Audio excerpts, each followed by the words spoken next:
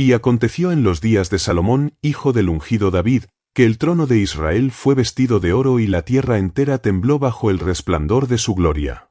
El joven rey, recién coronado, alzó su rostro al cielo y no pidió riquezas, ni venganza, ni la destrucción de sus enemigos, sino sabiduría para gobernar al pueblo de Dios. Y el Altísimo, agradado por su petición, derramó sobre él un espíritu de entendimiento tan vasto como los cielos, y la voz de su nombre cruzó desiertos, mares y reinos lejanos. Desde el oriente hasta el occidente se hablaba del rey cuya mente contenía los misterios de la creación y cuyo juicio era más afilado que la espada de un guerrero. Entonces comenzó la obra más sagrada de todas, la construcción del templo de Jerusalén. Obreros de Tiro trajeron cedros perfumados, orfebres moldearon el oro de Ofir, y las piedras más puras fueron cortadas sin ruido de martillo, porque la casa de Dios debía levantarse en silencio, como si el mismo cielo respirara sobre ella. Día tras día, el monte Sión se cubría de resplandor, y cuando la obra fue concluida, el templo se alzó como una joya suspendida entre la tierra y el firmamento. En el día de su dedicación, Salomón se postró ante el altar y extendió sus manos al cielo. El pueblo guardó silencio, los sacerdotes esperaron, y la oración del rey subió como incienso. Entonces, descendió fuego del cielo, y consumió los sacrificios, una nube espesa llenó la casa, y la gloria de Jehová envolvió los muros hasta que nadie pudo permanecer en pie. Israel clamó con una sola voz, y los cielos respondieron con relámpagos sobre el trono del rey sabio. Durante años, la paz reinó en Jerusalén. Las caravanas traían oro, especias y tesoros. Los reyes buscaban su consejo, y entre ellos vino la reina de Sabá, deslumbrada por el esplendor del reino. Ella contempló la sabiduría del rey, los tronos cubiertos de marfil, las copas de oro, los servidores vestidos como príncipes. Y dijo, lo que oí no era ni la mitad de tu gloria. Pero el esplendor fue su propio veneno. En la abundancia, el corazón de Salomón comenzó a flaquear. Amó mujeres extranjeras, y con ellas vinieron los dioses de piedra y los altares profanos. La sabiduría se mezcló con el humo de la idolatría, y el oro del templo perdió su brillo ante los ojos del Creador. Así, en el ocaso de su vida, el rey que había edificado la morada de Dios edificó también santuarios para ídolos mudos, y la sombra del orgullo cubrió su trono. Los años de paz fueron reemplazados por silencios inquietos, presagios del juicio venidero. El resplandor de Jerusalén comenzaba a desvanecerse, y detrás de los muros dorados se oía el murmullo del descontento. Porque cuando la gloria del hombre se alza sobre la de Dios, la caída se aproxima. Y así, con el ocaso de Salomón, el viento del destino empezó a moverse sobre el reino dividido que pronto nacería de sus ruinas. Y murió Salomón, y con él se extinguió el brillo del oro puro que había cubierto a Jerusalén. En su lugar se levantó su hijo Roboam, joven de corazón endurecido y oído sordo al consejo de los sabios. El pueblo se congregó ante él en Siquelm, buscando alivio del yugo que había impuesto su padre. Los ancianos, con voz temblorosa y mirada cargada de experiencia, le dijeron, si hoy sirves al pueblo y les hablas con bondad, ellos te servirán para siempre. Pero Roboam despreció las palabras de los antiguos, y escuchó a los jóvenes que crecieron con él, quienes inflamaron su orgullo y le dijeron, diles, mi dedo meñique es más grueso que la cintura de mi padre. Mi padre os cargó con yugo pesado, yo lo haré más pesado aún. Y así habló el rey insensato, y sus palabras encendieron la ira del pueblo. Las tribus del norte se rebelaron, proclamando, ¿qué parte tenemos con la casa de David? A tus tiendas, Israel. Solo Judá y Benjamín permanecieron fieles, y el reino que una vez fue uno, se quebró en dos. Desde ese día, la espada de la división nunca volvió a descansar sobre la tierra de los hijos de Jacob. Roboam fortificó ciudades y levantó murallas, pero dentro del corazón del pueblo se alzaron muros más altos aún, los muros del orgullo y la desobediencia. Pronto, abandonaron la ley del Señor, y el cielo cerró sus oídos. Entonces Dios levantó a Sisac, rey de Egipto, quien invadió Jerusalén con carros de hierro y multitud de guerreros. Los tesoros del templo fueron saqueados, los escudos de oro que Salomón había hecho fueron llevados lejos, y en su lugar, Roboam mandó forjar escudos de bronce, símbolo de un esplendor apagado. Mas en medio del juicio, Roboam se humilló, y Dios contuvo su furia. Jerusalén no fue destruida, pero la gloria se había marchado. Desde ese día, el reino de Judá vivió bajo la sombra de su propio pecado, y el eco de la rebelión de Israel resonó por generaciones. Así comenzó la era de los reyes mortales, donde la desobediencia y la misericordia caminarían juntas en el polvo de la historia. Y pasaron los días de Roboam, y sobre el trono de Judá se sucedieron reyes, unos piadosos, otros corruptos, como si el corazón del reino latiera entre dos fuegos, la fidelidad y la traición. Se levantó Abías, quien en medio de la guerra clamó al Dios de sus padres, y el Señor escuchó su voz. Los enemigos fueron dispersados y Judá permaneció firme. Tras él vino Asa, varón justo que destruyó los altares paganos y restauró el altar del Señor. Su fe fue probada en batalla, y cuando los etíopes marcharon contra él, Asa no buscó alianzas humanas, sino que levantó sus ojos al cielo, y Dios peleó por él. La victoria trajo paz, y la paz, orgullo. Luego reinó Josafat, quien anduvo en los caminos del Altísimo. En los días de guerra, cuando ejércitos innumerables rodearon Judá, él clamó ante el pueblo reunido en el templo, y el Espíritu de Dios descendió con palabra de promesa: la batalla no es vuestra, sino mía. Y aquella noche, los enemigos se destruyeron unos a otros, sin que Judá empuñara espada. Pero el corazón de Josafat, movido por la política de los hombres, se unió al impío Acab, y esa alianza trajo sombra sobre su reino.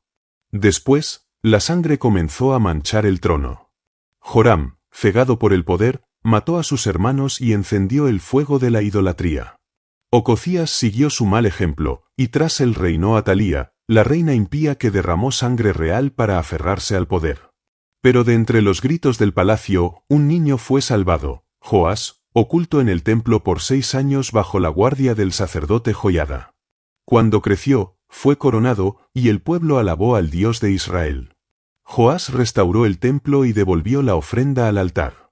Mas tras la muerte del sacerdote, su corazón se desvió, y ordenó matar al profeta Zacarías, hijo de aquel que lo había protegido. El ciclo de gloria y caída continuó. Amasías buscó a Dios, pero su orgullo lo llevó a la derrota. Uzías prosperó, su nombre fue grande, mas se exaltó en su corazón, y entró al templo a ofrecer incienso, cosa que no le era permitida. Y allí, ante el altar sagrado, la lepra floreció en su frente, como señal del juicio divino. Luego vino Jotam, prudente y firme, pero su hijo Acaz descendió a la más profunda oscuridad. Cerró las puertas del templo, erigió ídolos en las calles, y ofreció a sus hijos al fuego. La voz de los profetas fue silenciada, el incienso santo se extinguió, y Judá quedó envuelta en tinieblas. El trono de David, antaño radiante, ahora temblaba bajo el peso del pecado. Pero en medio de esa oscuridad, el Eterno preparaba un corazón diferente, uno que volvería a abrir las puertas del templo y a clamar de nuevo al cielo. Porque la misericordia de Dios no muere en el polvo, y aun entre ruinas, su luz espera ser invocada. Ezequías, hijo de Acaz, se alzó sobre el trono de Judá como un amanecer después de una larga noche. Apenas tomó la corona, ordenó abrir las puertas del templo que su padre había cerrado, y el sonido del hierro oxidado rompiéndose resonó como un clamor del cielo. Convocó a los sacerdotes y a los levitas, y los miró con ojos encendidos por el temor del Señor. Santificaos, les dijo, y limpiad la casa de Jehová vuestro Dios, porque nuestros padres la han profanado. Entonces comenzó la purificación, se quemó la inmundicia, se barrió el polvo, se ofrecieron sacrificios de expiación. El humo ascendía en espirales, mezclándose con las oraciones del pueblo que, postrado, lloraba por generaciones de olvido. Ezequías mandó que los cantores entonaran los antiguos salmos de David, y los instrumentos volvieron a sonar después de años de silencio. La nación entera fue convocada a celebrar la Pascua, no solo Judá, sino también los sobrevivientes de Israel. De los montes de Efraín, de las colinas de Manasés y de los valles de Zabulón descendieron hombres y mujeres que habían oído del llamado del Rey justo. El templo volvió a llenarse de alabanzas, los sacrificios fueron ofrecidos con gozo, y los sacerdotes se apresuraban entre los altares. Nunca desde los días de Salomón se había visto tal fiesta, la tierra vibraba bajo los cantos de júbilo y las manos alzadas al cielo. Pero no tardó en llegar la prueba. Sennacherib, rey de Asiria, levantó su ejército como un enjambre de langostas sobre las ciudades fortificadas de Judá. Los muros temblaban al paso de sus carros, y su voz blasfema resonaba a las puertas de Jerusalén. Ezequías vistió ropas de cilicio, rasgó su manto, y subió al templo. Allí, con el rostro en tierra, extendió ante Dios la carta de amenaza que el invasor había enviado. Su oración fue como un fuego en la noche: Jehová, Dios de Israel, tú que moras entre los querubines, solo tú eres Dios. Sálvanos, para que todos los reinos sepan que tú eres el Señor. Entonces, en la oscuridad, un ángel del Señor descendió sobre el campamento asirio. No hubo relámpagos ni truenos, solo silencio y muerte. Al amanecer, 185.000 hombres yacían inmóviles bajo el sol. Sennacherib huyó a su tierra, y fue asesinado por sus propios hijos delante de su ídolo. Jerusalén respiró, y el nombre de Jehová fue exaltado. Ezequías prosperó, levantó murallas, abrió fuentes de agua, fortaleció los ejércitos, y el pueblo lo honró como al más grande desde David. Pero un día cayó enfermo de muerte, y su llanto resonó en las cámaras del palacio. Acuérdate, Señor, de que he andado delante de ti con corazón perfecto. Y Dios, conmovido, le concedió 15 años más de vida. Una señal fue dada: la sombra del sol retrocedió en los grados de Acaz. Sin embargo, cuando los embajadores de Babilonia llegaron con regalos, el corazón del rey se ensoberbeció. Les mostró sus tesoros, su oro, sus armas, sus riquezas sagradas. Entonces el profeta le advirtió: todo lo que has mostrado será llevado a Babilonia. Ezequías se humilló, pero el eco de su orgullo quedaría grabado en la historia. Así, el reino volvió a resplandecer brevemente, pero las sombras ya aguardaban más allá del horizonte. Tras la muerte de Ezequías, subió al trono su hijo Manasés, joven aún, pero endurecido en el corazón. Y Judá, que había conocido la luz del avivamiento, cayó en un abismo más profundo que nunca antes. Manasés olvidó las lágrimas de su padre, olvidó las canciones del templo, olvidó al Dios que había hecho retroceder la sombra del sol. Edificó altares a Baal, levantó imágenes de Asera en medio de Jerusalén y llenó los atrios sagrados con ídolos extranjeros. Encendió incienso a los astros del cielo, consultó a divinos, encantadores y espíritus de los muertos. Los gritos de los falsos profetas resonaban en las calles, y la voz del Señor fue silenciada por el humo del sacrificio a dioses de piedra. Manasés incluso profanó el santo de los santos, introduciendo allí abominaciones, y el fuego profano ardió donde antes moraba la gloria divina. En los valles del Hinnom ofreció a sus propios hijos al fuego, entregándolos como víctimas al dios Moloc. La sangre inocente corría por Jerusalén como un río oscuro. El Señor habló por medio de sus profetas, pero el rey cerró sus oídos, habló con señales, pero su corazón fue de hierro. Entonces Dios retiró su mano de protección, y el rugido de las huestes babilónicas se levantó sobre la tierra de Judá. Los ejércitos del rey de Asiria descendieron sobre Jerusalén, tomaron la ciudad y apresaron a Manasés. Lo ataron con cadenas, perforaron su nariz con un gancho de hierro, y lo arrastraron humillado hasta Babilonia. Allí, entre sombras, en la oscuridad de la prisión, el rey arrogante se quebró. En su soledad recordó el rostro de su padre, recordó el resplandor del templo, recordó la voz del Dios que había despreciado. Entonces levantó sus ojos hacia el cielo y clamó con un gemido que atravesó los muros: Señor, he pecado contra ti. No soy digno de levantar mi rostro. Pero si aún me miras, ten misericordia de mí. Y el Dios que castiga con justicia también escucha con compasión. Oyó su clamor, y el hierro cayó de sus manos. Manasés fue devuelto a Jerusalén, y su corazón ya no era el mismo. Entró al templo en ruinas, miró los altares de piedra, y uno a uno los destruyó. Derribó los ídolos, purificó la ciudad, restauró el altar del Señor y ofreció sacrificios de alabanza. Su reino, aunque marcado por cicatrices, respiró nuevamente bajo el nombre de Jehová. Pero la herencia del pecado fue más fuerte que su arrepentimiento. Su hijo Amón subió al trono, y no siguió el ejemplo de su padre restaurado, sino del hombre que había sido antes del quebranto. Se inclinó ante los ídolos, derramó sangre, y el pueblo, cansado de su maldad, conspiró contra él y lo mató en su propia casa. Así terminó una generación marcada por el fuego, un rey que cayó en lo más profundo y fue perdonado, y un hijo que, teniendo la oportunidad de volver, escogió las tinieblas. En los días en que la oscuridad cubría nuevamente a Judá, cuando los ídolos aún se alzaban en los montes y el eco de los pecados de Manasés no se había apagado, un niño subió al trono, su nombre era Josías. Apenas contaba 8 años, pero en su corazón ardía una llama que no provenía de la tierra. Mientras los ancianos del reino lo instruían, el Espíritu del Señor comenzó a obrar silenciosamente en él. A los 16 años buscó al Dios de David, su antepasado, y a los 20, tomó el martillo de la purificación y comenzó a limpiar la tierra de toda abominación. Los altares paganos fueron derribados, los ídolos hechos polvo, los templos profanos reducidos a ceniza. Las ciudades se estremecieron ante el celo del joven rey que caminaba sin temor, decidido a devolver a Judá la gloria de los días antiguos.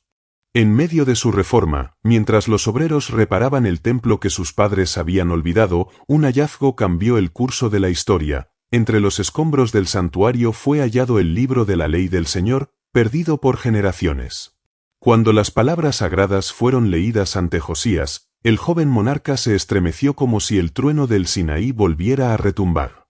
Rasgó sus vestiduras, cayó de rodillas, y lloró amargamente, diciendo, «Grande es la ira del Señor contra nosotros, porque nuestros padres no guardaron sus mandamientos». Su llanto llegó al cielo, y Dios habló por boca de la profetisa Hulda, «Por cuanto tu corazón se ha humillado, no verás el mal que vendrá sobre esta ciudad». Entonces Josías reunió a todo Judá, desde el príncipe hasta el siervo, y de pie junto a la columna del templo renovó el pacto con el Altísimo. En todas las aldeas y colinas ordenó destruir las imágenes, quebrar los altares, y purificar los lugares donde el pueblo había adorado falsos dioses. Después convocó la más grande Pascua desde los días de Samuel, y el sacrificio del Cordero volvió a derramar su sangre sobre el altar. Los levitas cantaban, los sacerdotes ministraban, y la nación entera se unía en adoración pura. Pero la pureza del corazón de Josías lo llevó también a un celo que lo cegó. Cuando Faraón Necao marchó hacia el norte, Josías salió a enfrentarlo, aunque Dios no lo había enviado. En el valle de Meguido, las lanzas egipcias atravesaron su cuerpo. Sus siervos lo llevaron herido a Jerusalén, donde murió entre lamentos. Todo Judá lloró al Rey Santo, incluso Jeremías entonó un canto fúnebre por él. Con su muerte, se apagó la última luz de un pueblo que había conocido la gloria. Desde entonces, las sombras se extendieron sobre Jerusalén, y los truenos del juicio comenzaron a aproximarse. Y después de la muerte de Josías, Judá cayó nuevamente bajo la sombra de la maldad. Sus reyes fueron débiles, impíos y avaros, siguiendo el camino de sus antepasados que habían profanado el altar del Señor.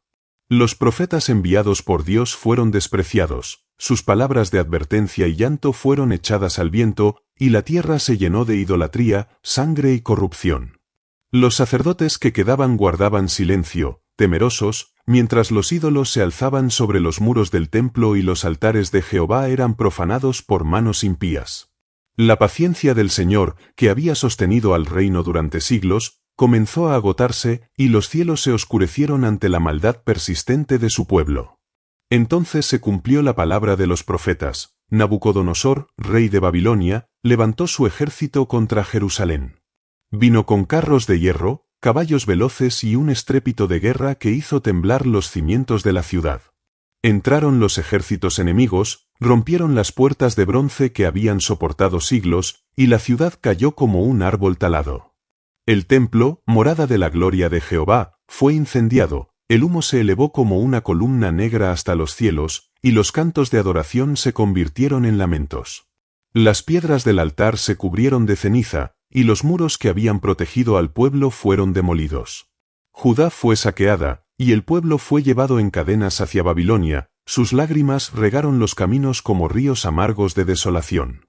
La voz de Dios parecía callada, y la tierra estaba envuelta en un silencio que gritaba juicio.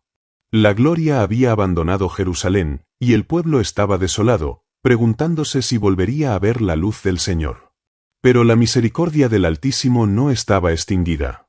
En su tiempo, movió el corazón de Ciro, rey de Persia, y el Señor ordenó la liberación de su pueblo. Los cautivos fueron llamados a regresar, y la promesa de la restauración fue sembrada en medio del polvo y la ruina. Aunque Jerusalén había sido humillada, la semilla de la esperanza quedó, y el plan del Altísimo continuaba, recordando a todos que aun en el silencio más profundo, su voz todavía podía restaurar y guiar a los suyos hacia un futuro donde su casa volvería a resplandecer. Así concluye el relato de Judá, donde la gloria y la corrupción se entrelazan, la justicia y la misericordia se enfrentan, y la historia deja la puerta abierta para el retorno, el avivamiento y la promesa de que el Señor nunca abandona completamente a los que buscan su rostro. Así termina la crónica de Judá, donde reyes justos y malvados se suceden, donde la fidelidad y la traición se entrelazan, y donde la gloria de Dios resplandece y se oculta según la obediencia del pueblo. Desde la sabiduría de Salomón hasta la muerte de Josías y la caída final ante Babilonia, la historia enseña que la prosperidad humana no puede sustentar la eternidad, solo la fidelidad al Señor da verdadera fortaleza. La voz de Dios, aunque a veces calla, nunca abandona a quienes se vuelven a Él con corazón humilde. La esperanza renace en medio de la ruina, y la promesa de regreso a la tierra santa permanece viva, recordando que la misericordia divina siempre supera la desobediencia y la oscuridad. Si esta historia te ha conmovido y quieres descubrir cómo las promesas de Dios se cumplen más allá de las páginas de la Biblia, te invito a seguir explorando los secretos y visiones de la Escritura en nuestro canal. Cada relato es una pieza del plan divino, una lección de fe y un llamado a observar los caminos del Creador en la historia de la humanidad. No olvides suscribirte para no perderte los próximos vídeos donde desentrañaremos los misterios de los profetas, los ángeles y los sucesos que marcaron la relación entre Dios y su pueblo. Activa la campana de notificaciones y acompáñanos en este viaje épico a través de los libros sagrados, donde cada historia revela poder, juicio y esperanza. Comenta abajo cuál de los reyes de Judá te impactó más y por qué, y comparte este vídeo con quienes buscan comprender la grandeza y la justicia del Señor. Porque la historia no termina en el exilio, comienza cada vez que un corazón se vuelve hacia Dios.